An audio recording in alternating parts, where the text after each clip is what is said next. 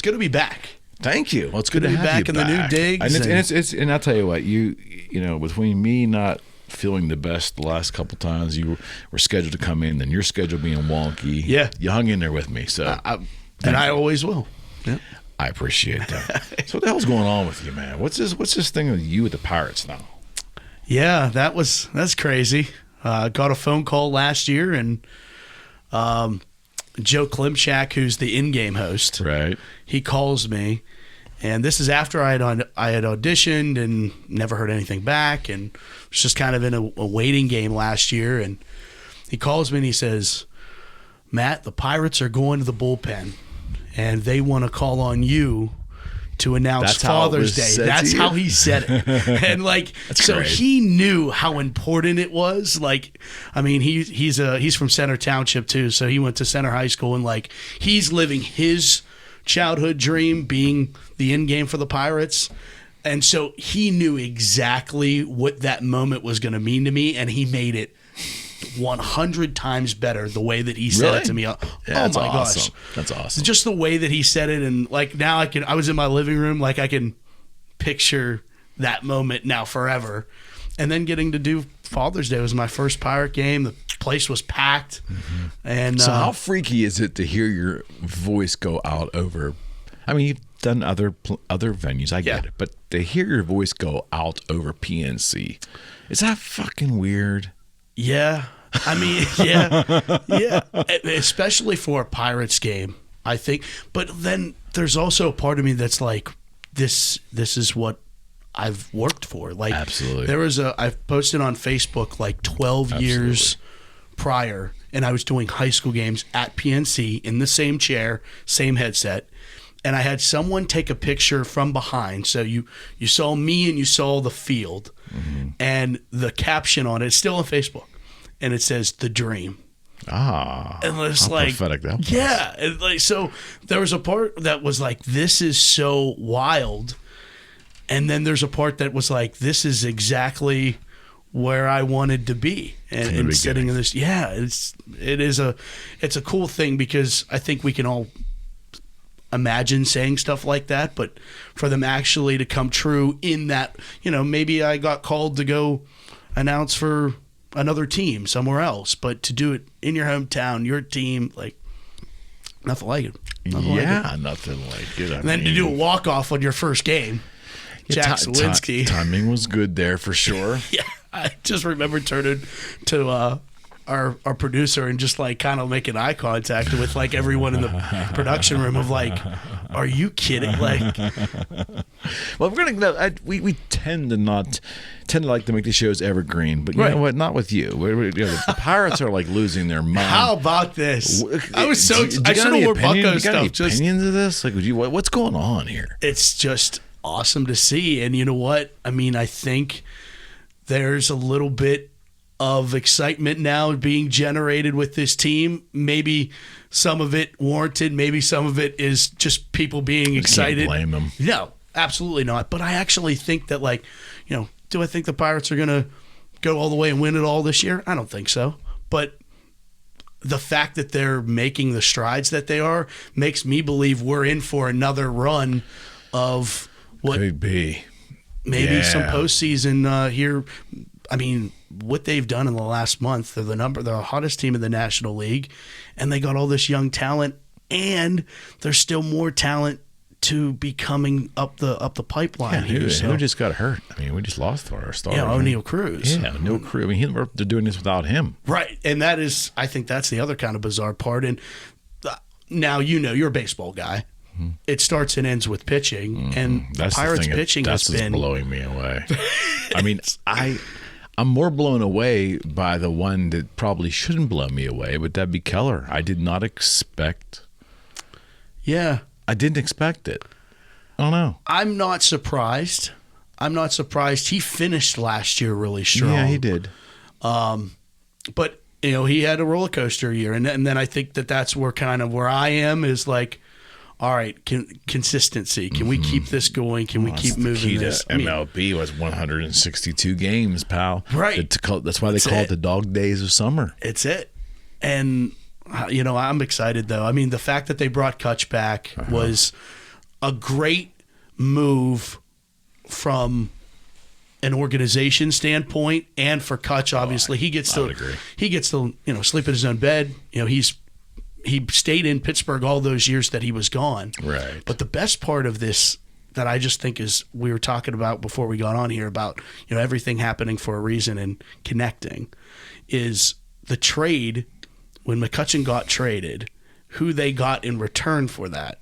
And now those two individuals, meaning Andrew McCutchen and Brian Reynolds, now playing in the same outfield. Kind of wild. Yeah, it's almost like the way it should be, I think. Yeah. And then he gets the richest contract in Pirate history. $106 million, and which is insane. I mean, I know I don't begrudge him it. It's just where we are salary wise is unbelievable. Oh my goodness, it's insane, especially from Major League Baseball, because you can pay what you want. Yeah.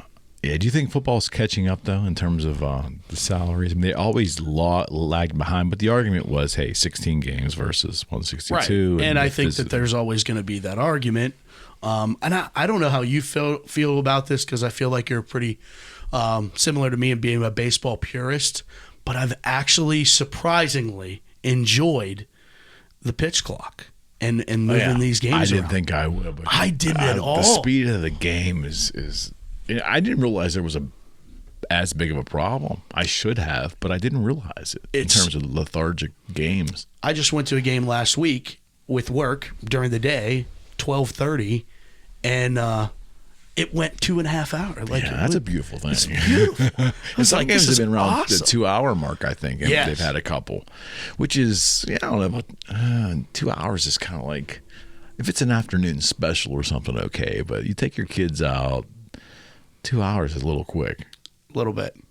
I mean, to me. Yeah, it is. No, I agree. I mean, especially for, again, going back to being a baseball purist, of like, I kind of still want to be able to walk away when I'm not working. Yeah. And I want to be able to walk away and come back and not miss an inning and a half. Mm-hmm. Are you old enough to remember when there wasn't all the nonsense between the innings? Yeah, I am. Less so in Pittsburgh and more appreciating it. Like, I went to a lot of games at Wrigley when I was a kid, and that was like my kind of introduction of like no walk-up songs. When I was growing up through the Pirates need to do everything they need to do to get people in the building. Yeah, they put on a Kiss concert between innings. So they just do. But I mean, yeah, they have to, and I understand that. I'd love to see some success where they can start to walk back some of that stuff. But I guess they feel that's an intangible part of the youth interest, right? Yeah, I think that everybody's kind of going there. I mean, I see the Penguins doing a lot of the same things of like, you're not just worried about the play on the ice, which is important, or the play on the field. You're also worried about filling every gap with something, like, which is probably more of a testament of where we are culturally, because for sure, none of us can sit still without picking up a phone or do, like, I think that they're trying to get them from picking up their phone. Maybe that's it. Of like, you're going to be entertained from the time you walk in the building until the time you leave. And I guess that's not a terrible strategy. Vegas, the Golden Knights have done a fantastic job with that. And the Seattle Kraken and the NHL, another team that have done a really good job. That's almost textbook on how to launch a new franchise. When you look at the way they handled their media relations. For sure. For sure. I think they were starving for hockey out there, though. Yeah, do you think? I know this is probably a hot button topic, but I'm going right at you. You know where I'm going now. Somewhat, yeah. I mean, how do you feel about your A's leaving? Yeah, I have so many friends in the Bay Area, fellow A's fans, both in person, but more obviously online. They're going to hate me if they're seeing this, but I'm fine with it. Yeah. I'm fine with it because there is one victim here to me, and that's the fans, the loyal fans, and there's no way around it. They are getting really their ass handed to them. Yeah. But the governmental bodies from the last 4 election cycles, they just collectively have not really shown an interest to want to keep them there. No, there hasn't been much. Coupled by some tremendously poor owner groups that just don't know how to tie their shoes and aren't concerned about media relations. Their president, Dave, I think his name is Cashel, the last 4 or 5 years has been really good with interacting with fans. And I thought there was something positive happening there. But in the end, it's money. And you can't run a ball club in a $65,000+ stadium, Matt, when only 3,000 people show up. No. I mean, I went there in 19 for the wild card game, the loss against the Rays, and they opened up the top tier, which they called it Mountain something after the old owner, Mount Davis. Because Davis built that top upper tier for the Raiders, which blocked the mountain view, which was so beautiful about that park. There was a mountain view there. Yeah. And he built another rack of stands, which makes the thing just so colossally big. Yep. But they opened up that for that game, and I have video and some pictures my son and I took of this. It was near capacity. It was wonderful. Yeah. But sadly, that's not the norm there. And, 5,000 loyal fans, like day in, day out fans, cannot support an MLB club, especially with the cost of living in the Bay Area. It's just outrageous. It's insane. It's So, I'm sad if they keep the Athletics name. I'll remain a fan for the Vegas A's. Yeah, if they change the name, to me, then it's an entirely new ball club, and I will just. I would venture to guess they're going to keep it only because they were in cities prior to being in Oakland, Kansas City, Philadelphia. Yeah, but you never know. This is Major League Baseball. That's true. Manfred or whatever his name is. I just don't trust them. As a fan, I just don't trust them. I think the losers are the fans, and that's always shitty. But I think for the survival of the team and what Las Vegas can bring to that organization is money, and I'm hoping some enthusiasm. Yeah, I mean, look at going right back to what we were talking about with the Knights. Look at where Vegas has just brought them in, and the same thing with the Raiders. Like, not a Raiders fan, but yeah, they've been accepted in Vegas. They have been, and they need new ownership. That's their problem. And I think the other thing there too, though, is when you move to Vegas, are you going to be able to sustain a fan base that is there every week, every game, or are you sustaining a fan base that is there on vacation and, the Raiders are playing today, let's go see a game? Like, obviously they're going to have some crossover to that, but I think, for at least to this point, Raiders and the Knights have developed a Vegas fan base. Locals are going to the game. The population's there, I think. Yeah. And not that the Bay Area population wasn't, but let's just say it for what it is. I mean, the San Francisco side of the Bay has had much more financial success with their teams than the Oakland side. It could be demographics. It could be, the business, the veracity of the business there as opposed to San Fran. I don't know. But, I mean, they lost. I think Oakland lost the Warriors. They lost the Raiders. They lost the A's. And did they lose a hockey team too? No. Wasn't there the Oakland? No, I think there was an NHL team. It's Oakland somebody. I mean, you got AHL. I don't know. Oh, maybe. They were supposed to actually consider going to San Jose. Do you remember that? Yes. And I thought that would have been pretty cool because it was drivable and all that stuff. But yeah, I mean, Vegas money's hard to turn down. It is. It is. And when you're deciding between San Jose or Vegas, you're not making that decision for the weekend.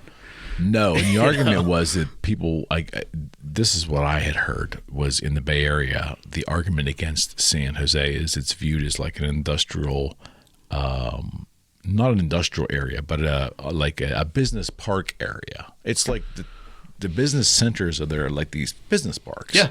Yep. It doesn't really. You don't think MLB team when you see that. No.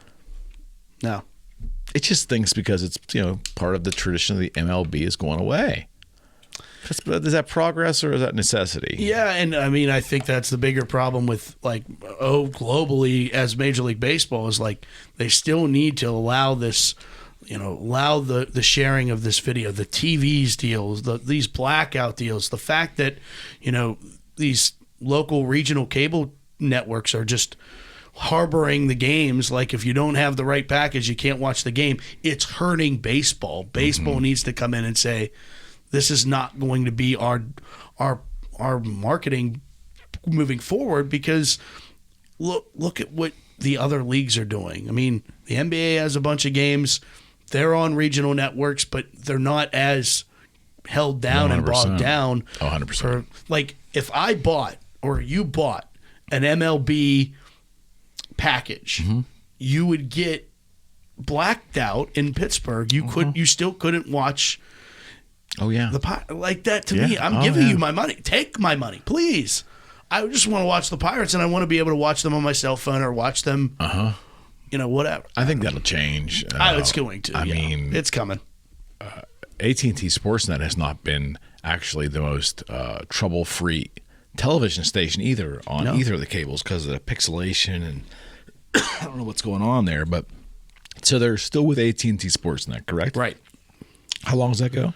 Well, the contract was up, so kind of interesting to see where it goes from here, because now that Penguin season's over, where do they go next year?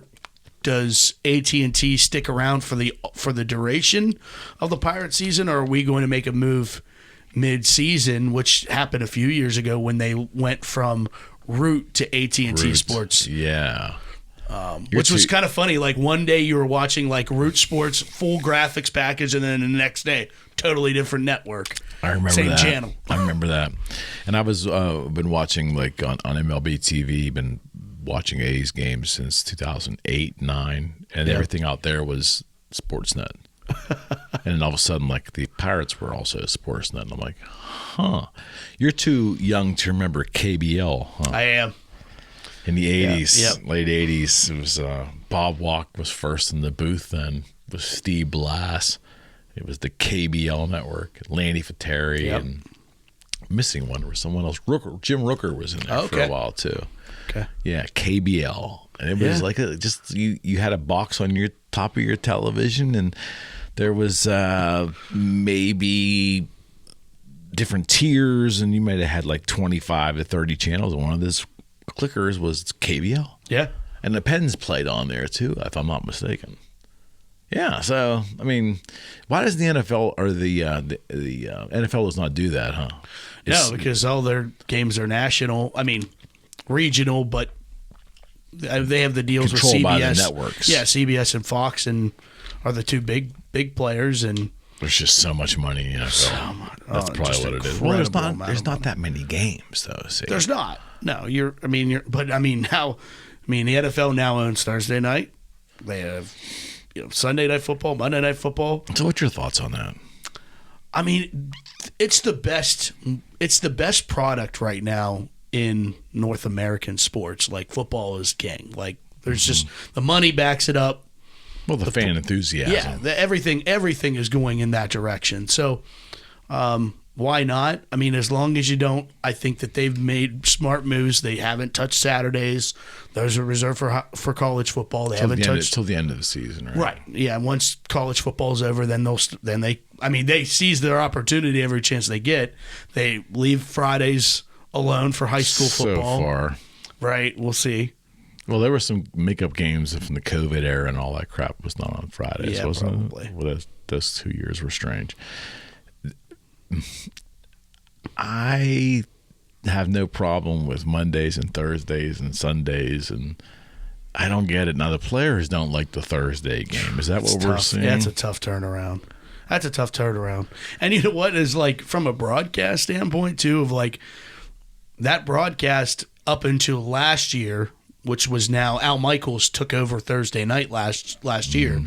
Then he had specific duty. He's calling the Thursday night game. It was on Amazon, and it was what it was. How'd that all go? The Amazon Prime I thought thing. Fine. I mean, I also have it, so like I was fine with it. Yeah. But I was a little bit annoyed. Like if I'd go to a bar or something on Thursday night, they're like, we don't have Amazon. We can't stream this. So I think from that perspective, there's a little bit of workarounds from, whether or not a restaurant or a bar wants to. I thought the production values were lacking. Maybe they're That's just probably starting. Maybe fair. They're just starting. Yeah, and like I also think from from knowing the behind the scenes of streaming and the struggles of it to push it out to a lot of people waiting on that game. And we got millions of people that are, waiting on their Amazon Prime for this game to come on. So it's a little bit different than broadcast television, but I don't disagree. I thought that there was a little bit more, it kind of resembled more of like a lower end college feel than it did an NFL game. Okay, so I have to ask you about this XFL thing, because I have to say, I went into that with a lot of skepticism, because I really remember the first go around in 2001. Yep. With He Hate Me and all these crazy, the blending of wrestling and McMahon's failed attempt, which I thought if he had not done that, and 9/11 happened, I think, which kind of set them. But I think if he had not, if McMahon had not thrown so much wrestling stuff into the presentation, it would have had a chance maybe back then. Yeah, and I think that there's, again, what are we talking about right now? Like, football is where it is. Had that maybe gone a different path, they probably could have sustained something. Now, I'm questioning, because you have two now. You have the XFL and the USFL, and they're in their middle of the crossover right now, because that season's winding down, XFL winding down. The same quality though? I don't think so. I mean, the XFL I think has a little bit more money back in them than the USFL. Oh, really? I think so. I mean, with the handful of people that are involved with that, starting with The Rock. I mean, no, you're saying the XFL has a better financial footing. Correct. My brain thought you said the opposite. And I'm saying, oh, okay. No, I would say XFL does, just with The Rock behind everything. But, I mean, USFL has a product that I think that they're kind of more leaning towards being that minor league system.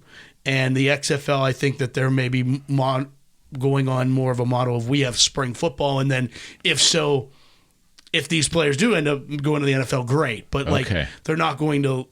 I just don't think the NFL is going to ever pick a league and say this is our minor league. I don't think that they need to do that. I think that their format of the draft and having undrafted free agents, there's enough players, there's enough things going on where I don't think that they are ever going to have to make that like we're going to pick one league or the other. But why not have a little bit of fun in the spring and have good football? And I mean, I think we would all like the products. Like Pittsburgh has a USFL team playing in Canton. Yeah. So they played last year too somewhere, didn't they? Correct. Yeah, everybody played in like a bubble. That was just. And now how's it set up? Now it's regionalized. So there's a plan to get them here? I would think so. Did they change the colors to black and gold? They did. Well, that was smart. Yeah. And I don't know if you remember the Pitt kicker, Chris Blewett. He's on the Pittsburgh Renegades now. So Pittsburgh Renegades? Yeah. What's that? That's the USFL team. I thought it was the Maulers. Oh, you're right. Why did I say Renegades? I stumped him. Yeah. Go figure. Yeah, the Mauler. Renegades. Yeah. So is there a Pittsburgh Renegades? Why did I say that? I don't know. I mean, it sounds pretty good. I don't know what that could be. I'd like to make my announcement of the newest XFL team. Do you think that's going to happen? I don't know. That's a good question. I don't know. I think it can, but does Pittsburgh have enough? I just feel like Pittsburgh is a really tough city because this place, for all the places, hates change. They are very loyal to a fault. I mean, Pitt really doesn't draw well. Pitt's had some good seasons. No question. I mean, you win the ACC. They're doing their thing. They don't draw well, though. But, no. That's weird to me. I mean, there's always the argument of, they're not on campus, so... How would that bother? I mean, I get that to a point, but I don't think that it's the only thing. I think that Pitt could be successful in getting people. I just, for lack of a better way of saying this, is I don't think Acrisure is a draw to a college student. I just think that. Oh, I see what you're saying. It's not theirs. No. Yeah, I see what you're saying. I think that it's Well, it's the ugliest blooming mistake of any field ever built, in my opinion. I mean, from the yellow seats to the fact that it looks like a very expensive and bright SEC college stadium. Yeah, because it was built it was built to me not as a stadium. It was built like a field, like it's a field. Yeah, yeah.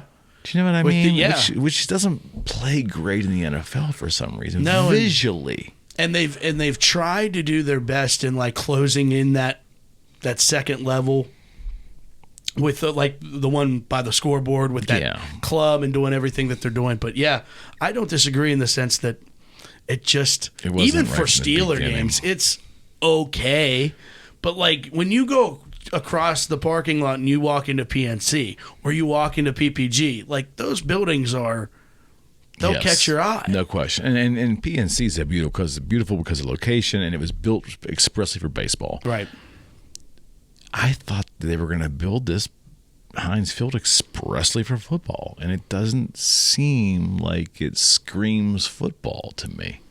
Yeah. I don't get the bright yellow seats, because here's the thing: when they are not drawing that great, because there was a period of 4 or 5, 7 years ago we didn't draw that great. Yeah. Or if Pittsburghs are notorious to leave early and to arrive late at games, when they're showing that on the national broadcast, what do Steeler fans wear to games? Typically black something. You see the crazy contrast of empty seats, and I don't think that visually is great on television. Right. I don't know. I never thought that was a wise decision. And I don't know if Pitt was in the room for that decision, but no. Do you get a call? Anything? It makes their games look very poorly attended. Yeah. Yeah, there had to have been a reason why they were going to be yellow seats. I just don't... Against what, black or whatever, gray? Blue? I mean, gray would have been great. They have gray in the club, so gray would have been great. I like to de-emphasize because they just stand out so. They're loud, especially when you can see that they're not filled in. Right. I don't know, just my little bitch. Yeah. I just thought Heinz they could have went with the Daytona 500 with the fake crowd. So when if you ever ridden past that raceway, but if you drive past when it's empty, it looks full. Could be the way that they did it. It's actually pretty cool. Really? Yeah. At the Daytona Speedway. Right. Well, how did they do it? I don't even know how they did that. But every time I've watched, it's just different colors on the seats. Yeah, it just looks like a crowd of mixture of colors, and it looks like there's a crowd. One of the craziest things was during the pandemic, in Oakland, they had cardboard cutouts that were sticking out there of they were digitally enhancing people into the crowd of places. It was nuts. Yeah, yeah. Oh, I still can't believe we lived through that. Me either. That. It actually happened, though. Yeah, it does sound like it now. Every part of that sounds like we made it up or dreamt it, or it's just a really good Netflix show, something. Yeah. I you think sports fans have come back from it completely? You think we're back? We're getting there. If we're not back completely, we're getting there. Yeah, I think we're headed in the right direction in terms of that. But I do think that my biggest question with it isn't necessarily in the games of at the highest level, the pro sports or even college sports. But my question is is high school football ever going to get back to where it was? It was already hurting prior to the pandemic. Yeah. And I'm passionate about doing games like that. And oh, sure. I just want to see that casual Friday fan is gone. They're not going to the game. They might watch it online or on TV. So why do you think that is? Just not enough. No interest. Yeah, just is it not enough community interest anymore? Could be that. I also think that or community pride. Yeah, now you're seeing more of these players are thinking about themselves as far as where they're going to go to school, and that's all good. Now there's NIL deals in high school, which that's a whole nother. I can't see that lasting though. I certainly think that there needs to be limits put on college, and that will trickle down to the high schools. And there's a little bit more governance with the high schools, as there should be. We're talking about teenagers, but 2, 3, 4 years later, it shouldn't be much of a difference. The fact that some of these guys are making more than they would in their rookie year NFL contracts is a little bit bizarre to me. And it's not going to create culturally what we need from people that aren't going to play. Not all these players that are getting all this money are going to go to the NFL. Yeah, so they're going to have all of this money and have all of this expectation that people are pandering and pulling them in every which direction. Doesn't always have a recipe for that person being as successful as a person. Yeah. We need to start putting a little bit more time and effort into people as people and not pumping them just because they're an athlete. That's a great way of putting it. I also think, too, when you create these portals and you permit these college students to bounce around like that, I understand kind of why you need to permit them to do it, but I don't think it helps foster intense loyalty to the schools like because especially down south. I mean, they live and die by their. I mean, look at Auburn and Alabama, and Tennessee and Georgia. These are programs that they want to know who. Early on, they want to know who's playing, what the teams are going to be made up of. That's part of the college football experience. And this portal is a different kind of animal, man. It is. And, I think that, like you said, I think there's a place for it. But they have to, though. Antitrust or not antitrust, but there's got to be some kind of law against them not offering it. Right. But I still think that there needs to be a rule on amount of times that you can do it, when you can do it.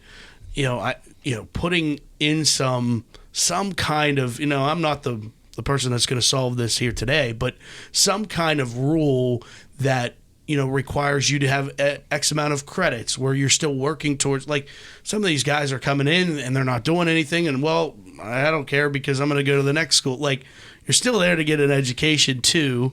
Supposedly. I mean, I think this kind of stems back to like Cam Johnson, who's Pittsburgh guy, Moon Township guy, went to the family went to Olsh, was not highly recruited out of Olsh. Ended up Easter Sunday, had a practice, open gym practice. Jamie Dixon walks in, sees him. He shot the lights out that day, and gets offered. Has good couple years at Pitt, but specifically, which I'm really happy that Pitt has now done this because they didn't when he first initially left, and now they have, is recognize Cam as a graduate of the University of Pittsburgh because he is a Pitt alum. Right. He graduated in 3 years. Kid is incredibly intelligent. Most definitely. Then he leaves and goes to North Carolina. Pitt tried to stop it. Now, I remember. If he hadn't graduated, more power to Pitt from doing that. You're going to play North Carolina. It's conference foe, blah, blah, blah. Totally understand that. He got his commitment. He has this piece of paper. To me, what are you going to do? What are you going to do? Or what? Or more importantly, what should you not do? Yeah, right. Ethically. Yeah, I think that's more of a. And then, I mean, look where Cam ends up. Lottery pick. Last I saw, I mean, he's going to be a free agent coming out of Brooklyn, and it's like 80, 90 million. Somewhere in there is what his now, value is looking his younger brother. Puff. Puff just graduated. He graduated Moon with my son, and they were friends. I actually coached Puff in baseball. That's how nice. far back it goes.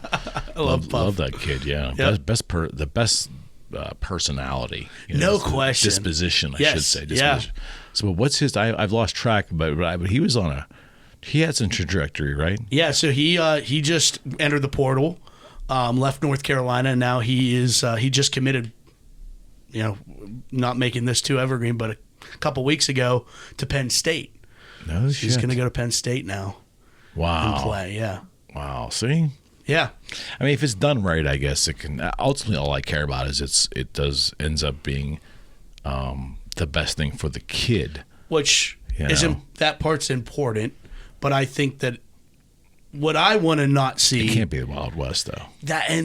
I've talked to a couple coaches like this. Keith Danver out of Duquesne.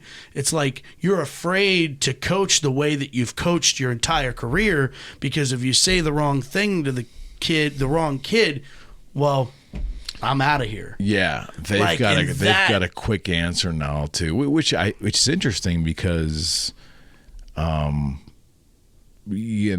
can. Coaches are afraid to discipline now because they don't want to offend someone, because the player, instead of going back and licking their wounds and coming back the next day stronger, they can make a rash decision and just like bolt. 100%, 100%. And now you're seeing that trickle down in the high school ranks, as if now it's not even just about the players, as if mom and dad don't like the coach or not getting the playing time or not doing whatever. And now this kind of creates a little bit more of an issue where we're not seeing, and going back to what I'm saying about people and worrying about the person, and in these cases, the kid, more so than, what do you do outside of if this doesn't work out?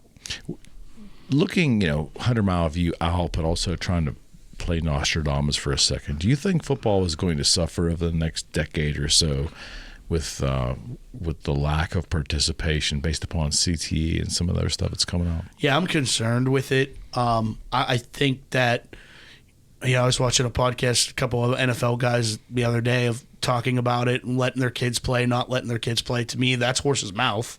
You made it to the highest level. What do you think?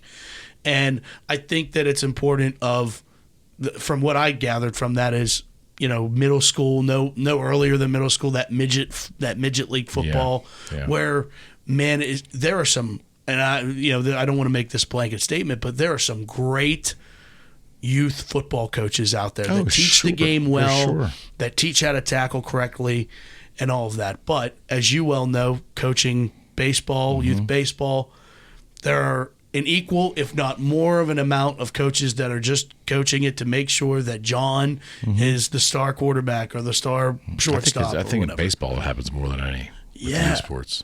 So I think that, it's one of those issues where the top is going to see it eventually, but we're going to see it at the youth level and the high school level. If not, we're already seeing, those smaller high school teams are only fielding teams of 22 and 21 and 25, and then that becomes a health issue. Like, there were a couple teams last fall that didn't play one of their games or two of their games because they didn't have enough players, and it becomes a safety issue. It's all two-way playing all the time. Right. And that's a dangerous thing. But I also think, I was watching, I actually got a chance to do some rugby a couple weeks ago. That's cool. And I hadn't done a lot of rugby. And I'm like trying to figure out how the scoring works, and I'm like on the job training. Yeah, and I'm like, and it kind of made me like go back into like my roots of like really appreciating me as a kid. Of like, I never had to like show up to a football broadcast and be like, how does this all work? You just grow up knowing, right? But the rugby thing was like bizarre to me, and then I'm like, these guys don't have helmets on, that like nothing, and it's like, those Aussies are tough, man. Wow, it was amazing to me, and like I had 2 men games and 1 woman a rugby match, and it was just the physical nature of it. But then I'm like watching, I'm like, well, if you don't have this mask contraption on your head, you're a little bit less willing to lead with it because it's now your head that is going to. The argument is like there's a school of thought that if they were to take the helmet away from the NFL, that the tackling and all that would be changed. My argument would be, well, that's not going to happen overnight. No. And the amount of injuries that are going to happen like the first 5 years because of the ingrained way they know how to play. Correct. They're going to be hurting themselves and other people. Right. But if you start younger with kids, not having helmets, and then they just have to handle the game differently. But the thing is, the the athletes are so bigger and stronger that invariably without helmets, you're just the head's gonna land somewhere. Whether it hits another player, hits the ground, hits the ball, it's going to happen. Right. And so I don't know if the American public would enjoy that type of football. I don't know that it would either. And is there something crazy that's on cable, or it's like a 6x6 or something where they're tackling, but they have like no pads or anything? Have you seen that? Oh yeah. What is that called? Crazy. Yeah, there's a whole league and everything. Yeah. They play on these little fields it, with like marginable attendance and everything, but it's pretty brutal. It seems brutal, and that's. I think that's not the direction we're talking about going. But certainly, I mean, because you want to entertain all the fans, right? And it's like the person that wants to enjoy football the way that they grew up watching football, and the person that is actually maybe intertwined with our medical fields and understands what can happen. I think that you see the biggest thing is the consistency to me, because you can watch a game and you can watch somebody get absolutely just dismantled, no flag. And then the next play, you can see someone a little bit late give a shove, and it's a 15-yard penalty. The consistency, I mean, it's an improper science, there's no question. But to me, that's like... On the pro level? Yeah, certainly on the pro level. But you can see it. Well, how did we get there? I thought the NFL officiating was pretty good a decade or so ago. Why is it slanted like this? Well, again, going back to a podcast I was watching, Mike Tomlin was speaking and was mentioning that 2000, the 2010 group, the 9-10 group, that defense was the reason why the players initiative was created, in terms of like why the player safety initiative was created. And I have one name for you, man. James Harrison. That's all I'm going to say. Yeah. I mean, you talk about a guy like that, and it's just so were they, I would say the officiating just wasn't focused on that then, right, which is why it was better to our eye. But they weren't calling stuff. They weren't calling James Harrison from, taking down Brady a little bit late. Yeah, no, I get it. And now they're all, I mean, these quarterbacks are in a lot of ways overprotected. It seems to be. When I was young, the story was obviously that these guys all had real careers, and the NFL officiating was a second-tier income for them. Is it still that way, or are they now full-time NFL employees and that's their vocation? Yeah, I think that for the better, should be. Yeah, for the better part that it is. I mean, a lot of these guys do have some side gigs, and whether they're in real estate or whether they're, selling insurance or what, I think a lot of them have those types of gigs when they go home, understandably so. But then I know a lot of officials that are now they'll do NFL games, and then some do college games, then NFL games, then they're doing non-football sports. Like in the winter, they'll do hoops or something like that.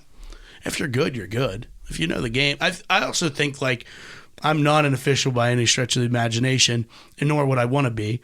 But I think you have to have a mind for officiating, and basically being able to look in multiple places at the same time, if that makes any sense.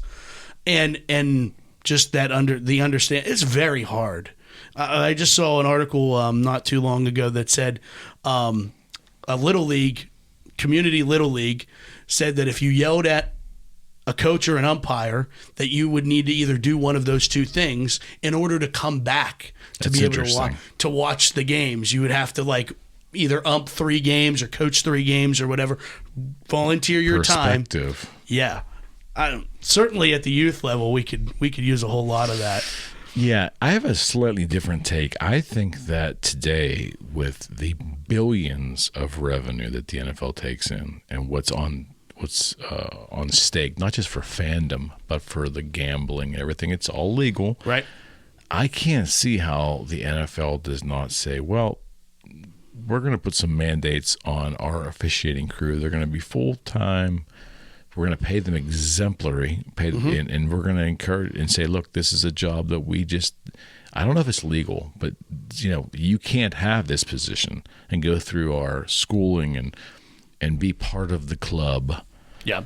If you decide to also carry on other streams of income, I would want their full undivided vocational attention all the time. It's pennies compared to what the league is bringing in. For sure. If you paid those guys $500,000 a year, I'm not saying you do that, but if you did, it'd be nothing. Right. Like why? And there you have their full attention, and you put demands on them for training and weekly, reevaluations and all that. I think it would increase the benefit. It would increase, I think, the quality of officiating. Just my opinion. I don't disagree. I think that could work, but I don't know that you could. There's twofold to that. Are you going to be able to give enough money where, Jerry doesn't want to no longer? They absolutely can afford it. Are you kidding me? I mean, they can't. They can. They pay Goodell a ridiculous amount of money. Just out of a portion of what he's making, they could probably fund half the, That's that great education from W&J. I guess. I don't begrudge a man his money, but I'm just saying I think the enterprise brings in so much that why not standardize the job and make them an integral part of the organization and hold them captive? A non-compete could be, you can't hold another income-bearing thing. Yeah. But we're going to pay you $500,000 a year. So if it's not for you, then we'll get somebody else. I mean, I think most of them would take the $500,000. Yeah, I just don't think the NFL would give it.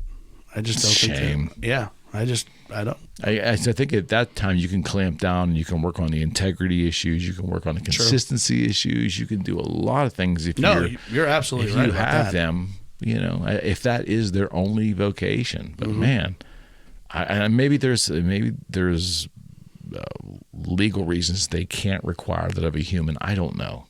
Yeah, and I mean, I just think too, I understand from your perspective of making it the best that it can be, right? But also I like having multiple streams of income. I like having my hand. We were just talking about this, having your hand in multiple different areas and stuff like that. But I mean, because of how much money is on the line, that part's undeniable. Because I think that's where it's different. If you have shareholders. For a corporation, there's a shareholder responsibility that board has to them. But here, the decisions of these officials and the veracity of how well they do their job affects millions of people waging in that arena. And you've taken that on. How can you not shore up the officiating so it's beyond reproach? And I think that holding them captive and paying them exceptionally well and evenly, so there's no, one official's making more than another. But why not standardize that? It's pennies to the NFL. Yeah, I mean, but again, going back to the thing we were talking about with the helmets, an official that has been in the NFL for 15 years, and you come out with this now and say, hey, we're doing this. How does he feel with the guy that's coming in the first year? Life's a bitch, though. I mean, every circumstance is different. If it's for the benefit of the league, I would think that. I mean, if you went to that guy and said, "This is the new rule," it's $500,000 annual salary, and that goes from the guy that we elevate from the college ranks that we think passes the test for the. So, what would you say there would be? Maybe is there 8 officials a game? I don't know how many there are. Yeah. But let's just hypothetically say there's 8 times how many games a week? 16 or 18 games a week? Whatever. Depending on if the teams are on bye. You're not looking at a lot of people, and there's not a lot of humans involved in this process. Right. They're finites. They could even be a sequestered group. So on game day, they are sequestered, and that would add a little air of legitimacy to the whole thing. And as a gambler, I would feel better. They might be a little less impervious to making bad decisions. That part's true. There's no question. Maybe. I mean, but I also think that NBA too. Well, hockey, baseball, but definitely the NFL. for as amount of money that's being gambled. I mean, there's just an unbelievable. The fact that we were just talking about COVID, but the fact that it's now very legal in many states, most of them now, to be able to do that on any game. Like the fact that you can bet on the smallest. Ping pong. Yeah. Like it's insane what you can be able to do. Yeah. Wild that's now. Yeah, I would think integrity would be a big thing. Like integrity of officiating should be core. It's always bothered me. It's always bothered me. I don't know if $500,000 is the answer. I don't know, 250,000. I feel like that's still a pretty good. Well, some of those guys have executive positions yes. like a PNC Bank and some of these big banks. Right. They might be making $500,000. That's true. But I'm saying, but you either have to say, hey, this is how the vocation's going to, or you've had a good run, but if you're not willing to do this, I don't know. I just think that something has to give more fan/gambling confidence somehow. Yeah, because ironically, our replays really not solved all the issues. No, and that's left up to interpretation a lot of times, right? What is a catch? I don't think the rules committee defines things well from the get-go. No, I agree. Right? Yeah. I mean, and it's constantly changing, and maybe that's the beauty of the game. Yeah, man, I don't know. It's interesting. What do you think about hockey? Besides the fact that we're time-stamping this, but the Bruins just lost to the Panthers. That was beautiful. Amazing. That was beautiful. So beautiful. On so many levels. So good. I was texting some buddies, and I was like, I would much rather be the Penguins, knowing that they have their core coming back next year. Yeah, me too. But Boston is not going to be the same. They're not going to be the same. No. But was it the President's Cup jinx? Yeah. Is that what that is? Oh, I mean, How could they have lost at the Panthers? How could that They happen? had 12 regular in regulation. 12 regulation losses. 12. Well, they had the most wins of any team in NHL history per season, right? Yeah. That alone. And they lost it at home. In overtime. And they had the game. They were up 3-2 with a minute to go. And that goalie's been like the key guy all year, and he just didn't have it. And then they switched him out, which I didn't think that was a good idea. No, they did, though. They did. I don't know. It's just beautiful. But hockey in general, what happened at Pens this year? What's your take on that? Besides the fact that you already forgot how to be a goaltender. Sorry. I just think that it's one of those things where you're still coming off of like all of these runs. They had the cup run, and now I just think they haven't been able to find that group that gelled like they've had. And I think too, like, Hextall comes in, and obviously he's no longer. No, it didn't. And I mean, sometimes things don't work. I also think that the Penguins are like one of the most fortunate franchises in all of sports in the way things have bounced certainly their way many times. Certainly. In a lot of good ways. And, you know the reasons for that. But I think inevitably the fourth line was a hindrance to this team. Definitely. And, goaltending was spotty, and health also played a big part into it too. So, yeah, for sure. I just can't believe they didn't make the playoffs. That's what just blew my mind. At the halfway point of the season, I didn't think there was any chance they weren't going to be. No. It didn't matter. The question was going to be what seed were they going to be. Yeah, and I'm in that building every day pretty much. And, we're under construction. So, like, from a construction standpoint, it was like, well, surprising just to get this started early. But no one in that building wanted it to be that way, right, or expected it to be that way. And that's, what the expectation that's put on there. But I'm excited to see what, a full season, the ownership group with FSG, and now Mario coming in and saying that he's going to be a little bit more of a, he took a step back and kind of let things play out. And I don't know that I need him, man. But the funny thing about it is, like, I'm really curious on, like, asking him, and the last time I interviewed him, I was 17, so it's been a while since we've had a conversation.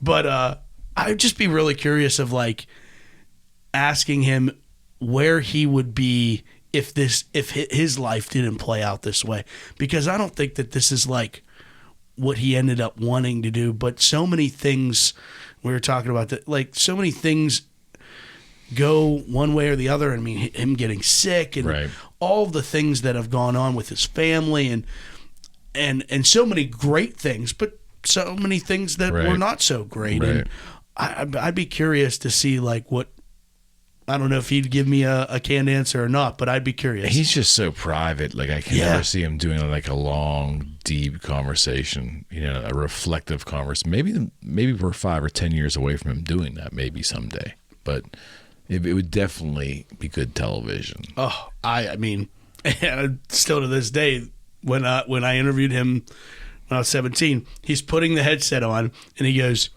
I don't do a lot of these, right? Like, even then he is that way, and I think I still had my kid card. You played for everything it was worth, too, didn't you? Yep. Until it was gone. One day you just wake up and. Well, that's how it works. Right. We all survived the Howard Baldwin era, though. So I mean, things could always be worse, right? I mean, I guess there were some good years there with him, but it's those throwback uniforms though, they're throwback now, but like Baldwin's changing of the Penguin logo from the traditional Penguin to that modern thing. I don't know, what is that? Do you like those? The current logo? Is that a current logo? No, the original logo. Well, there's not the Robo pen. The original one has the scarf, right? Okay, which we don't use, right? But the second one, which was the one that dates back to the 70s, is still the logo. Yeah. But during the Baldwin era, from 90 or 89 to like when he left, was that real angled modern. The Robo what's that called? That's what they call them, Robo Penguin. Yeah, I just don't get that. I guess some people dig it. I think it's a generational thing. If you grew up and you were in your college dorm and you were seeing Yager skating around the ice and you had I just think it's one of those things. There's a lot of grays in those uniforms too. Like there's a lot of versions of, so the gold was de-emphasized often. It was black, gray, and white, wasn't it? Yeah. I think I like those more than I like the Winter Classic jerseys. I was not a fan of the Winter Classic jerseys. What was that this year? What was that? It just said Pitt on it or something, right? It was just the P. The P. Yeah, it was just. And it was a throwback to old school baseball. How? And I watched it, and the Boston had their thing, but how? Like, why the blend? Number one of the two sports. What was the angle there they were going for? They're at Fenway. Okay, yeah. But I agree with you. Like, okay. And right, it blended the two sports in a weird way. I thought. I don't disagree. I mean, like, and honestly, baseball and hockey really aren't like synonymous with each. That's the beauty of it. Yeah. Right? But were they looking for more bang to a buck? Were they hoping to get more push from MLB to embrace it, because it didn't happen in a big way? It didn't. Yeah, that P is just weird. Yeah. But of course, they probably sold a lot of merch, and every time you change a little alteration there, that's what it's about. Because everybody's got to have one of everything. Yeah. I mean, it's brilliant. Yeah. I'd exploit the shit out of it. If I was in control, I'd be changing. I'd be having new logo this year. Danger, our mutual friend, used to say to me, he goes, because I used to take guitars and I would take a pattern like the American flag, but I would change all the colors long before it became in fad to do that. But I would just change the colors of things. I mean, we had trouble for taking the Confederate pattern, but I said, well, I'm not going to do it in red, white, and blue. I want to do it in purple and green and just the most outlandish things. Yeah. But there'd always be a buyer somewhere who would buy that expensive, unique thing. Yeah. Because I think that, making different versions of things always worked for us. And I see that that's, in the last 20 years, MLB's done that with all of the different new era caps. And, I mean, it's every genius, holiday, there's a different hat. Mother's Day, Father's Day. It's genius. Yep. It really is genius. I mean, it doesn't sound like it's a difficult concept, but they weren't doing it before. Right. Yeah. So it's like maybe you get a 4th of July hat. That was where it kind of started. Now there's 4th of July, Memorial Day, Veterans Day. Every major holiday has got it. Yeah. And I'm sure, and I don't have the numbers in front of me, but I'm sure they can look at the numbers and go, this didn't work that well. Yep. Yeah, and I get it. And I think that the salaries are what they are today, and part of the way they finance these salaries, they got to bring revenue in. It's the name of the game. It's the name of the game, and the game outside of the game. Yeah, so when you look back at it when you were a kid, do you marvel at how, the ins and outs of the business has become part of the fan lure just as much as the on-field play is?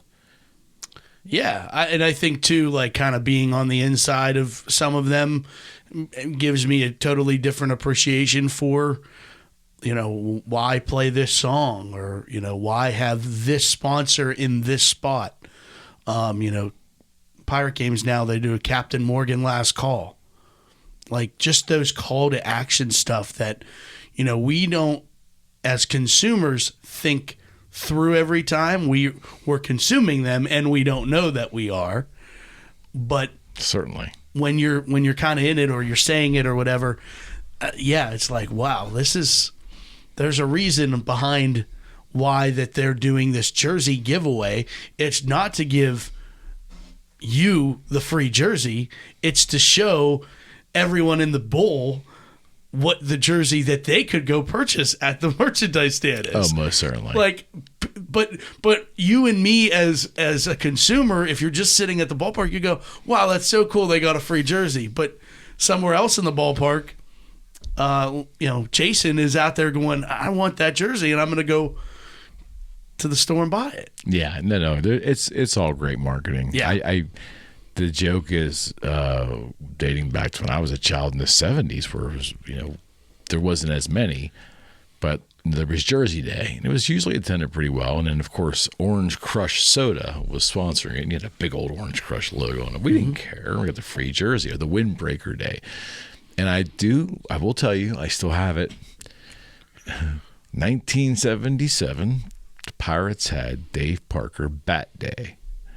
And we all got this size 36 or 38 length Dave Parker Kellogg baseball bat. It's a high quality bat, though. It was it was a good bat. And I think if they did that today in certain cities, that there'd be people in the hospital. I just don't think that we are civil enough today to do that. Sadly, I just don't think we are able to do that. That goes back to when the Browns did dollar beer night or something. That was a thing, wasn't it? Yeah, and it was just mass chaos, absolute whole brawl. But of course, only in Cleveland. Fitting. Yeah, I wouldn't give out Yankees Bat Day, but that was a thing. Bat Day was a thing, and no one thought about cracking someone in the head with it going home. But yeah, in baseball, there used to be Ball Day. You would get a basic souvenir baseball, and people weren't just tossing them on the field. I think that would happen today. Probably. Which, I mean, is a little bit of concern of that we are kind of going backwards. That's a little concerning. It's you would think that that's our maturation process as people, that you do as a child, you are not going to do as an adult. Not necessarily true now. Well, yeah, and the child wanted to keep the baseball. I mean, the last thing I wanted to do was lose my baseball. But yeah, I mean, Bat Day is just nothing. Bat Day might not work out. And when I was a kid, there was Stick Night at the Penguin games. Oh, wow. Yeah, that's when they had the blue uniforms. In the 70s, it was Stick Night. And Syllaps was my favorite Penguin as a kid. Okay. And it was Syllaps Stick Night, or Rick Kehoe, or one of them. But it was big thing, and you got your stick, you brought it home. Yeah. You knew it was branded with Midas muffler or something on there. But it was still a stick. It was still something tangible that you took home. Yeah. And I don't know if we're down to bobbleheads now. Bobblehead Is that night. still a thing? Yeah. Believe it or not. bobblehead night. Surprised they're not chucking those things in the outfield too. I mean, I guess you get a T-shirt every once in a while, depending on which game you're going to.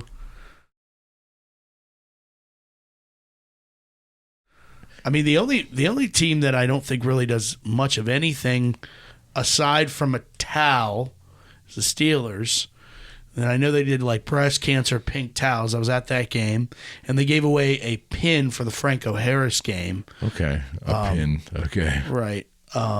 Which was, by the way, that game was just one of the greatest sporting events as I'd ever attended. Kenny stepping up to the plate there. Just unbelievable. That's going to go down in history. If he turns out to be what I think he can be, that's going to turn into something that, like in the history of the stadium. The history of the franchise, what that game meant, is not understood right now. No. And, I mean, you score the same amount of points as they did when they during the Immaculate Reception, and like just that whole thing. You know, Franco had the pleasure of knowing him really well, and I was with him 2 weeks before he passed, and just one of those guys that just genuinely cared. You're just a good human being. Yeah, and it's just kind of funny to me. We're talking about like the NILs and like, you know, where sports are today, and then you see somebody that in every way was able to carry the burden, because I think it is at a lot of times, and was for him at a lot of times, of having the most famous moment in football and still being able to live his everyday life exactly how he would had he not done that. Different era, man. Different era, different type of people. When I was a kid, my father was a warehouse manager, and so like in '76 or something, Franco Harris and Joe Green came down to see my father about hiring some disadvantaged children out of some kind of program that they were doing. It was on the north side. And my father came home and goes, Franco Harris and Joe Green came in today to talk to me about hiring, and I'm like, wait, what?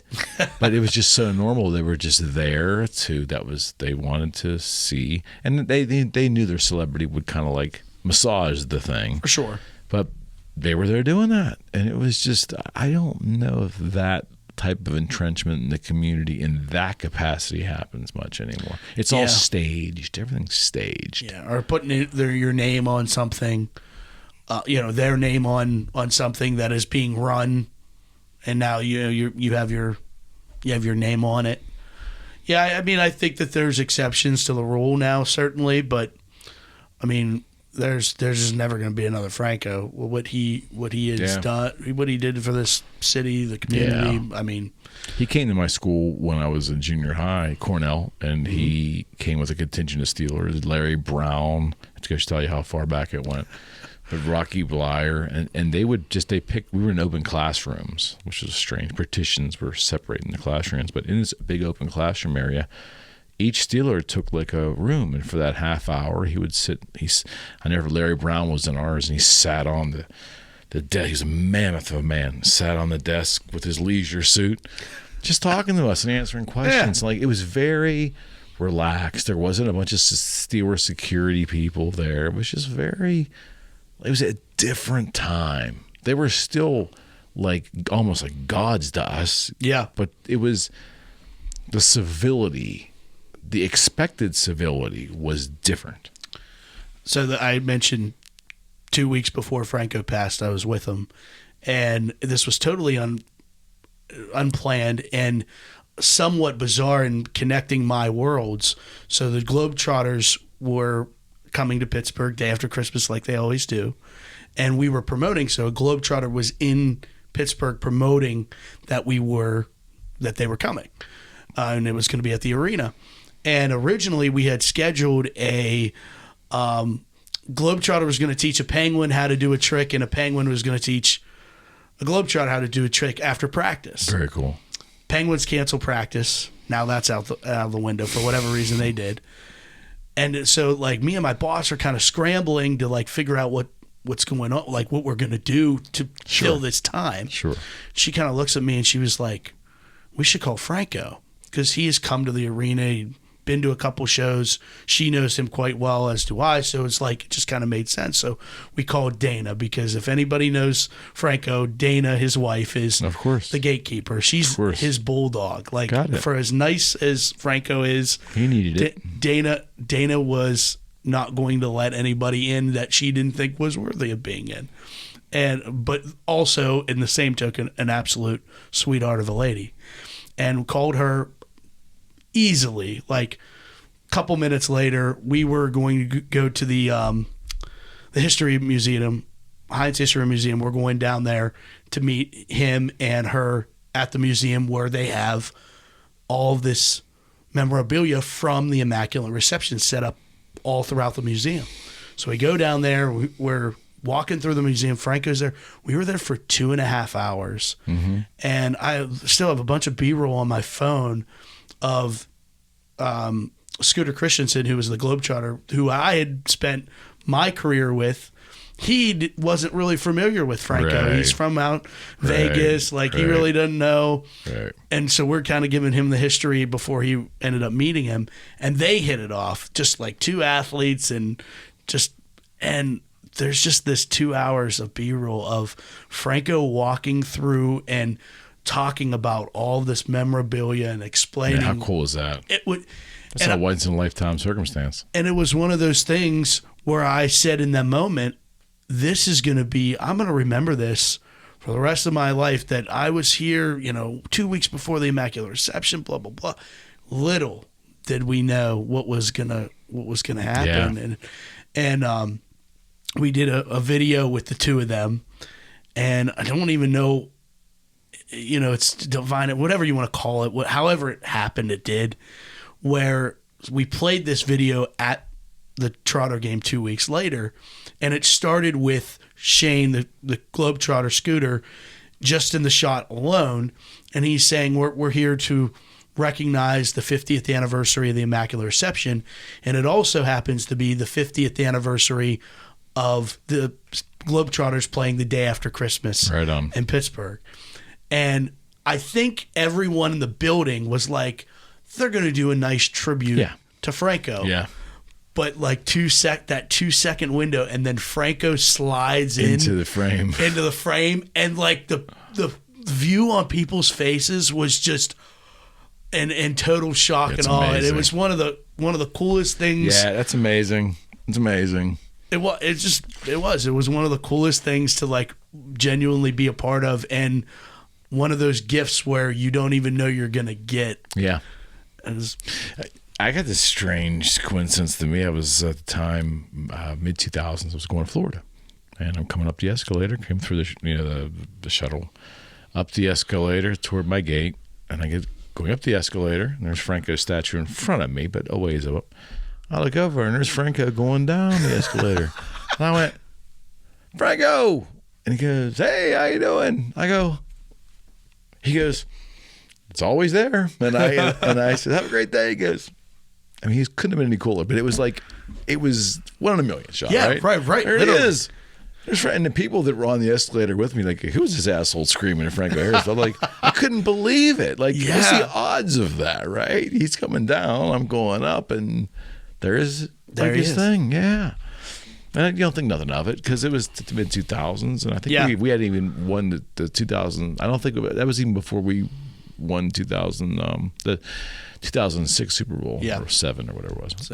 Yeah, I did. That was just really interesting, really odd when you look back on things that meant they were cool when they happened, but if you really knew the backstory, what was going to ultimately happen, how special they would have been. It's like, it goes to what we were talking about earlier about that living in the moment and kind of taking in every moment, because what's that the saying about, I wish I knew I was living through the golden years while I was living through the golden years. Yeah. Oh yeah. But being a kid in the 70s was just, for a kid that loves sports, there just wasn't a better town to possibly be in. I mean, for me, and then for me, having family out in Oakland and turning me on to A's baseball too. So I had the Pirates, the Steelers, just dominating the 70s, and then from afar loving this crazy baseball team that won 3 in a row. So my baseball, I got really spoiled. Yeah. Like everybody that I dig wins. Oh, but then the 80s ushered in like, oh, so Bradshaw, oh, that's what it's like to get old. And, you know, and Dave Parker was like a hero of mine, but now he was, you know, the drug thing, and he fell off and left. It was hard. It was hard coming out of the 70s and going into the 80s as a Pittsburgh sports fan. And I really hope we're not headed into that again. Oh, man. Because it's possible. Like we were talking about Kenny Pickett and everything. Like it's possible. And like I have a similar, like born in the early 90s. Pirates were still doing good. Yeah. Steelers were decent. Penguins had just come off 2 cups. Like Pittsburgh was thriving. And then it was like they all kind of fell off there for a while. And I always thought that Cowher was... It took Bill Cowher a long time because he had instant success in 90, I think, replacing Noel. Was that right? Or 91. Yeah. They had a good run. And then it got really murky. They made it to the AFC Championship game in 95, but from 95 to... I mean, it's the Super Bowl in 95. Yes, Lost to Dallas. Correct. And the year before they were in the AFC with the Colts. So they were good teams, but... got murky with Cordell and all that era and all that. That's nonsense. the last time Dallas has been to the Super Bowl. Yeah, just screwed that. up. Just throw that in there. But it was 10 years before we got back, and it just was like, you know, the Cowher era. People love to, like. I don't like comparing Cowher and Tomlin. I hate when people. I do. Let's do it. I don't. Well, I hate when they. We'll go there. I hate when people get so bent out of shape about it, because their guy's better than the other one. So it's like, you know, I understand we haven't been in a playoff. We haven't won a playoff game in many years. I get that. But people seem to forget that, you know, Bill Cowher did not deliver for 15 years. Really? Yeah. You know what I mean? Yeah, I do. And I just think that this is, you know, I'm such a realist when it comes to sports and appreciating them. I'm a fan of the teams, but I'm also being a realist of the team. Like, you know, people give the Pirates a hard time about not winning and everything. It's just not like when you talk about Bob Nutting, he's a great owner because he makes money owning a business. It is a business. His business is not making you happy winning baseball games, Right. whether you want to believe that or not. And Correct. like the Rooneys have this different perception of, but they're still doing the same thing. They're running a business. They are making money every year on their business. Mm-hmm. Now, given I think that there's, you know, some family orientation and stuff, there's a lot more history there than there is. I think your philosophy is a little different. For sure. But going to the specifics of Mike and Bill, it's a classic example of when Cowher was coaching the Steelers, Yinzers did not like him. They were calling for him to be fired. They were all of that, all of the above. And the second that he stepped away, and he had the fortune of stepping away 2 years after he had won a Super Bowl, his only, that Yinzers started to believe in him, like, oh, we love Cowher. Change. Yeah, and then, you know, Mike comes in, delivers 2 years in to his. Now, you know, you can make the excuse about Roethlisberger and what you can make that, you know, too, but like he came in and delivered, got us there, and I just think too is like we've been talking about the NFL a good bit. It's hard. It's hard to win in that league. It's not an easy. In that era, especially in the AFC. It's really tough. I mean, imagine what the Steelers would have done had it been, 10 years, a decade back, what they would have done with those teams prior to Brady. Mm-hmm. I mean, it's hard. You run into the greatest player of all time. Sorry. Life's a bitch sometimes. Maybe one of the best coaches of all time, too. On the same damn team. On the same team. And we're gonna marginalize Tomlin. I mean, Tomlin has done what Cowher has done. I think that Cowher's already in the Hall of Fame, so Oh yeah, Mike's there. Mike's in. Mike's definitely there. I mean, Mike pisses me off too. Don't get me wrong. Oh, there's no question. But the thing is though, to compare, I don't even think you can really compare the two. Like in terms of you're talking you're taking decades apart.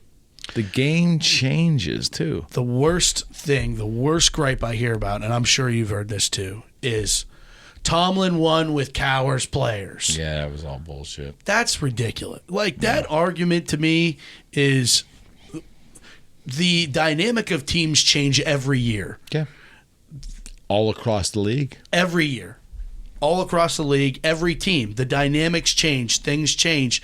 It's just the nature of how they both had Ben. Yeah. You can make the argument, that Cowher had him at his absolute prime. He's a gunslinging, fully physically able moment. I mean, right. Cowher had him maybe at his best, maybe not as intellectually best, but definitely at his most raw. Yeah. Yeah. Fearless. Certainly that. And I just think that, Tomlin certainly, and my guess is, and we can dig this one up out of the archives when Mike's done, and whoever's replaced him, Mike will be revered the exact same way Bill will. They'll want him back. They'll want him back.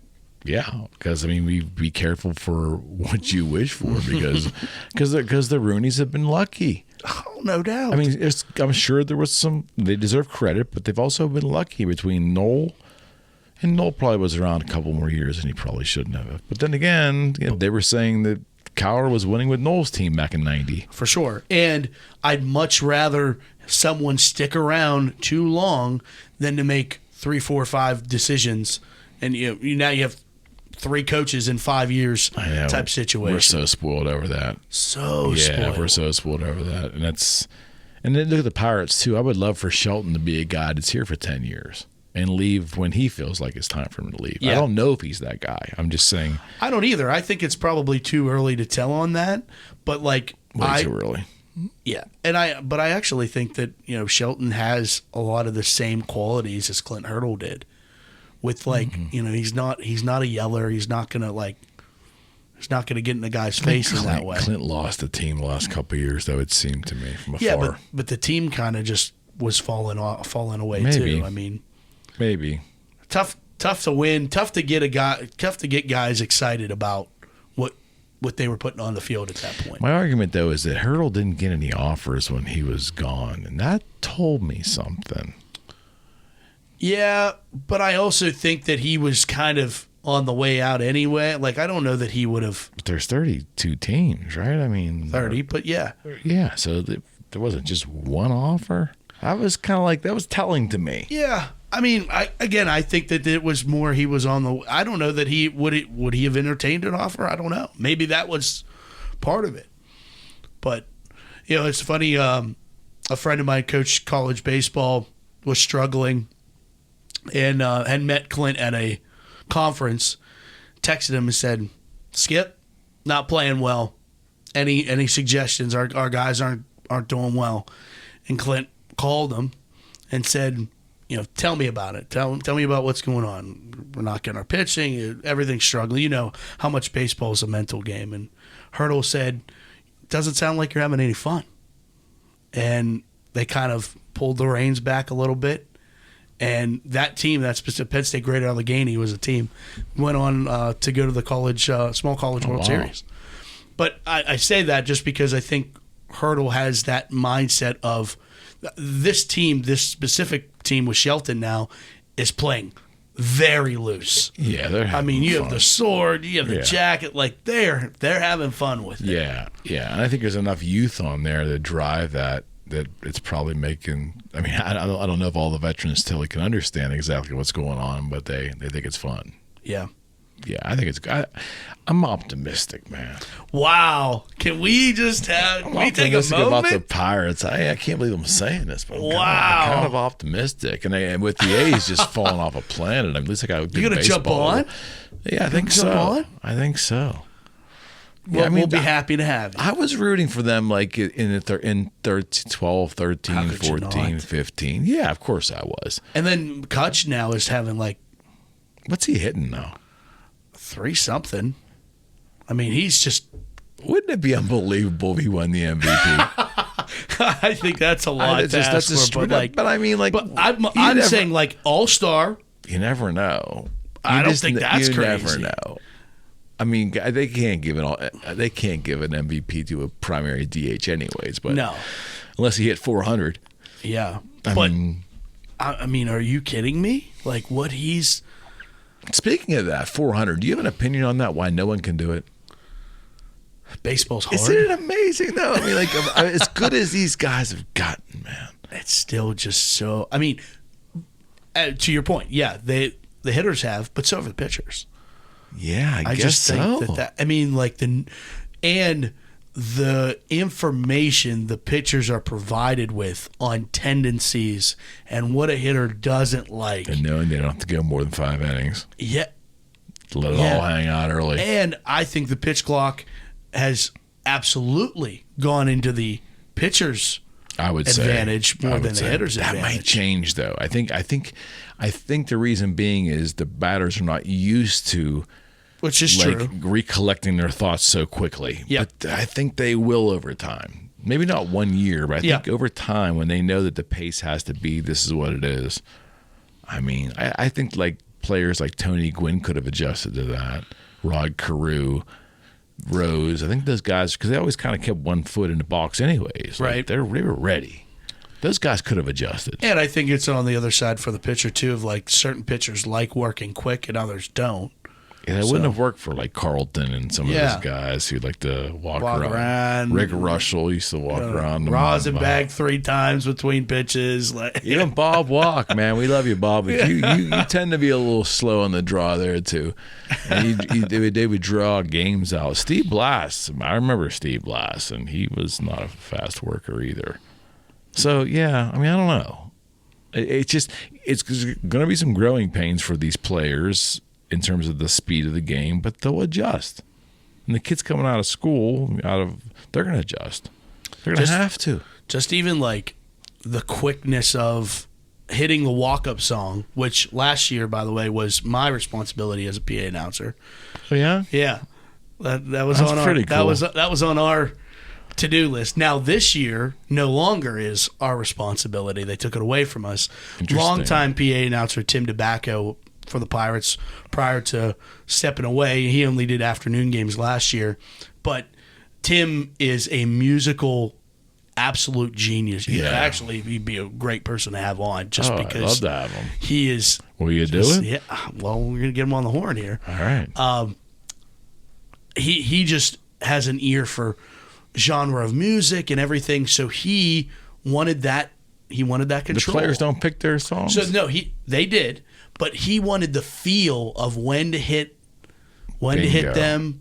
Bingo. And then there would be a audio engineer to his right, but he would be the guy that's saying, "Hey, if McCutchen singles here, we're going to play X, and then we're going to play the next walk-up song. Or if he walks here, we're going to play Walk This Way." Based on energy, yeah. Just feeling it out. I'd love to talk to that guy. Yeah. Get him on. Would the Pirates would permit him to be on a podcast?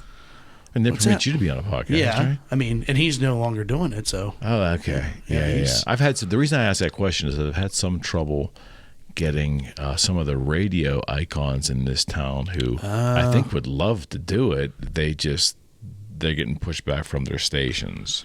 Yeah, it's probably specific to. Because it's competition. Meanwhile, I don't do any revenue here, but. I mean, I think it's dependent upon the station. I would advise anybody, unless you're getting bags of money, bags. Yeah. To check with their employer first. To not sign non-competes anymore for these reasons. Oh, this kind of stuff helps you. Might not help the station. Actually, and I think in a lot of ways it can. If so and so from Danger from Froggy Radio's here. Give it up for then they're totally. And Froggy's been great. Right. I have a lot of history with them. Correct. But like the heavy rock station in this town brought a new DJ in like a year and a half ago who's the town now loves him. I think I would resonate great with this guy. I would love to just get his story. I'm not there to talk about anything particular to the station or how'd you get him. My thing is about their story. No doubt. And then if we form a relationship to have them back on again, and now that we've gotten the story, just now what's going on with the world. Yep. But I just couldn't get they just wouldn't permit him to do it. And it's really, but I also have other DJs from that station who come on a regular basis. It's really interesting, man. Yeah, that's interesting. Yeah. I mean, it's like, I would think it's just more publicity for the station and to give the audience a deep dive of one of their talent. No doubt. No doubt. I mean, I'm doing it for free. Yeah. They're not even doing it themselves. Right. I don't know. It's weird. I mean, maybe it'll change over time.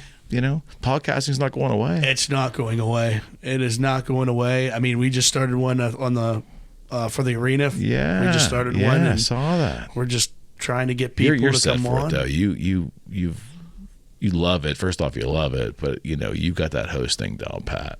I enjoy it. You know? I genuinely enjoy coming on here and like getting the other side of. Yeah. I'm like, I don't know, where are we going? Where are we going? Where are we taking with you? The first show wasn't scripted. The first show was really about your background. But every time subsequently, it's just I want to talk about, and you're one of the few people I have on here who I give the latitude to really talk about, whether it's sports or whatever, but just what you're really entrenched with. And it's evergreen because I think I think there's such a beautiful love affair with people in Pittsburgh and their sports that nothing is ever old or archaic. I mean, these shows are evergreen and the content is rich, which people will love tomorrow, but they'll also love it 5 years from now. We're nostalgic in this town.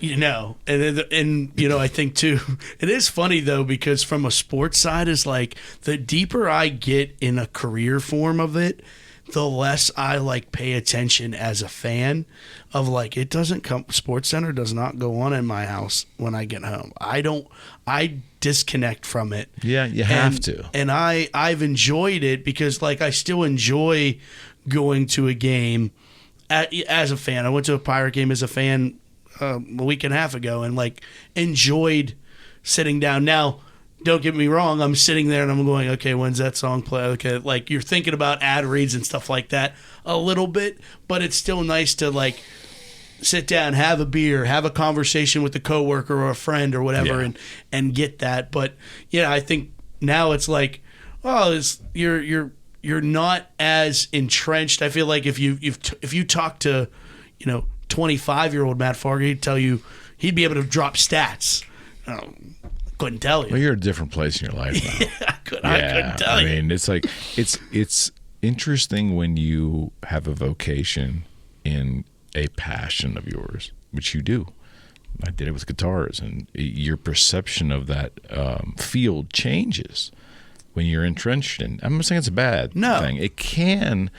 Like for me, I lost my love affair of the instrument. You know my story. When I had a little level of success there, and I've now reacquired that love affair now that I'm no longer there. But it took me getting away from it to find the passion again. So I would always say guard against that when not all possible. Yeah, and I think that's kind of the cheat code is like you get blessed with the opportunity to do something that you're passionate about and you love, but you also get handed the burden of kind of protecting young you.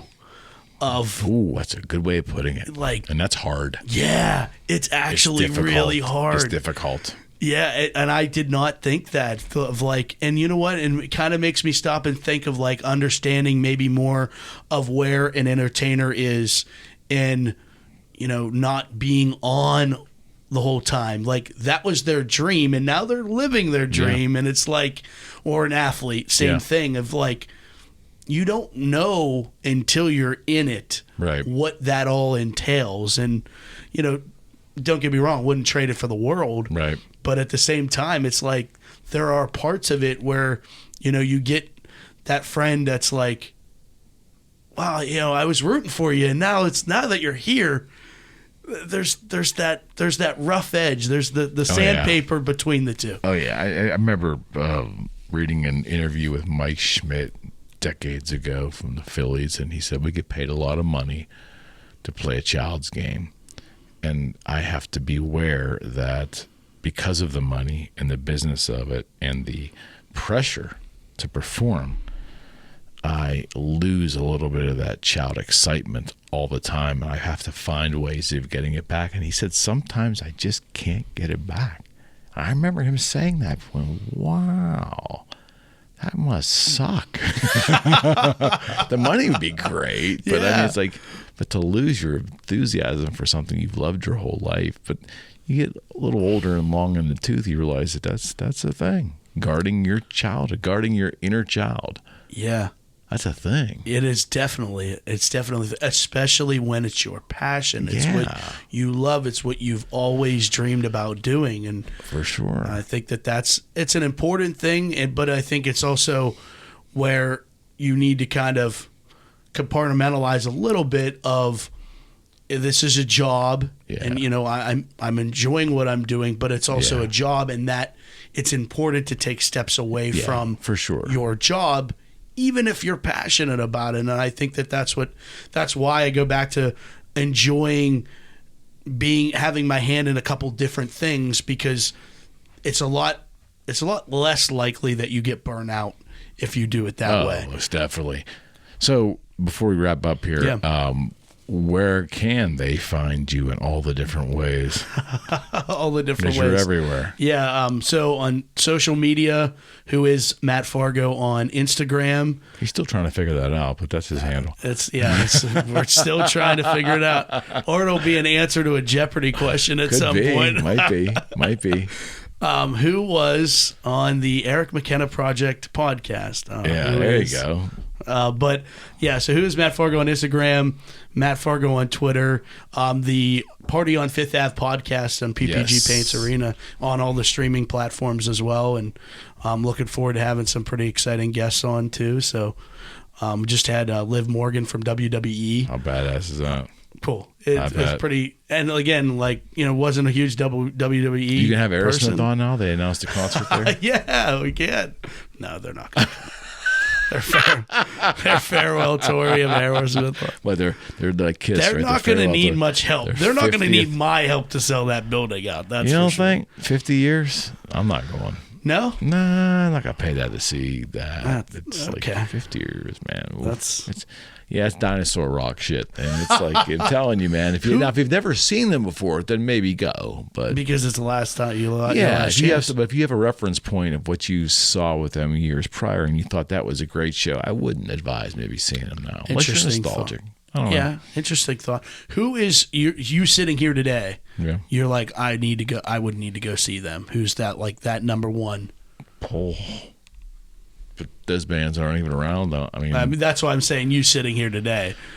I think I've seen everybody. I mean, I've seen Kiss more times than I can count, and I love them dearly. Did you go last year? No, I haven't gone. I have not gone to a Kiss show since 2014. I feel like enough. I've seen plenty. Correct me if I'm wrong, but I feel like for as long as you did what you did. Mm-hmm.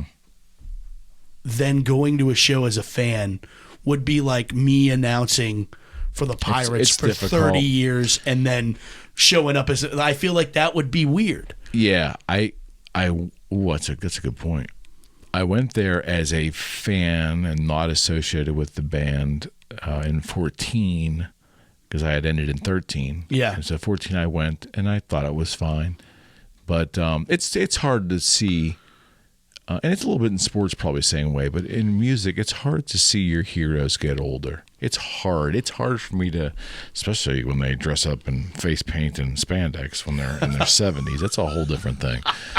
But generally, I think it's tough. It's tough. It was tough to see the Stones all those years getting older, although they're still doing it. It's just, it's part of life. Everybody gets older. Yeah. So I don't I think the Who, I'm hoping they'll come by because I think they for their age they put on a great show. I'll go see the Stones again.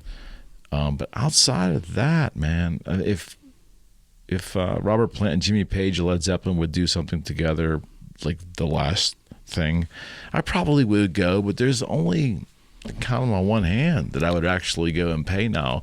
I was fortunate to see a lot of my favorites, and I'll leave those memories intact. I don't want them to be butchered by bad performances, because they're out. Those bad performances are out there, Yeah. buddy. And it's a lot of money they're charging. I can't imagine what Aerosmith is going to charge per ticket there. I'm not saying it isn't worth it. If you love that band, I can't tell you what's worth it to anybody else. Right. For me, it is definitely not worth it. Yeah, I'm excited. A lot of these bands I'm excited to see because I haven't seen them in a while, or I've never seen them. All the reason to go. Because we got Clapton coming, we have Aerosmith I forgot coming. about that. Yeah, no, maybe I might go see Eric. Yeah, I mean, I think he'd be really. And we got the boss. Yeah, not my boss. Not a fan. Sorry, I'm one of the few people on the planet that does not care for Bruce. No kidding. No, that's nothing for me. Bruce the person, Bruce the entertainer. Oh no, I don't care about his politics. I don't care because I know a lot of people. Yeah, but I'm used to entertainers of all ilks talking politics, and I just realized that, hey, I have a right to say what I want. They have a right to say. For sure. I don't know from a business standpoint, is it always a great idea for them to polarize their audience? But that's not my. Yeah, that's for them to do. Now, his politics don't bother me. Yeah. But same thing with U2, right? I'm not a big U2 fan, but it has nothing to do with Bono's mouth. I just don't like his singing. But Springsteen is like a garage band used to have a great horn section in there. But it's the imagery. There was Born in the USA was an album that came out in '85, and when I saw that, it was Americana. Like Bruce is like, but it was just marketing. Like he was marketing just like Kiss was marketing, just like Eris. It's a market. They're selling a thing. John Cougar Mellencamp, to a lesser degree, the Mini Bruce, right? Selling Americana. They're all selling a theme. So I didn't think that was like Bruce's Americana was any more valid than Kiss's ridiculousness, right? Yeah. It was all a theme. Born to Run, one of the greatest songs ever, I'll give him that. But everything else just leaves me flat. That's just me. Okay. I love and recognize his success. He's made a mint. Yeah. God bless him. Seems like a really decent human being. I don't think Bon Jovi. I know that's sacrilegious because people love Bon Jovi. I don't know. I mean, we dig what we did. Yeah. Yeah. Right? 100%. I think I'm more in the camp of excited to see it in person. You haven't seen it before. No. Never seen it before. And I would say, and when I saw Bruce a couple of times, it was a powerful, long show, but I wouldn't choose to listen to him intentionally. If that make any sense? Yeah, sure. There's just some things that are just, Led Zeppelin, I can take that for 30 minutes, and I've heard Robert sing for 30 minutes, and I don't want to take any more of that. So it's just, isn't that the great thing about being a fan of anything? Yeah, it is. You can do it on your own terms. Yeah, well, unless you're working in the business. Just don't post it on Facebook, and then you get Well, if you're working in the field, definitely don't post it on Facebook. Yeah, or even if you're not, you get all your. I'm kind of immune to it now. When you get bored, I'm unoffendable. That's my new thing. I like that. Yeah, I try to be best I possibly can. I think I only get offended by the people that are offended. Yeah, I'm offended because you're offended. Right. I'm offended at the stupidity that you're using to be offended. Correct. Thank you, buddy. Always a pleasure. We're going to do this many, many more times. Hey, I got to get you on a panel show. Scheduling's a bitch, though. You're hard. You're difficult. You're hard. You are, man. You're hard. And I get that. And anyone that's got a book schedule, you always appreciate because they're busy and they're doing dynamic stuff. So, and likewise to you. These houses aren't selling themselves. We're trying. All right, always buddy. A pleasure, man. Thanks, man. Yep. Friends, Matt Farago, we're out.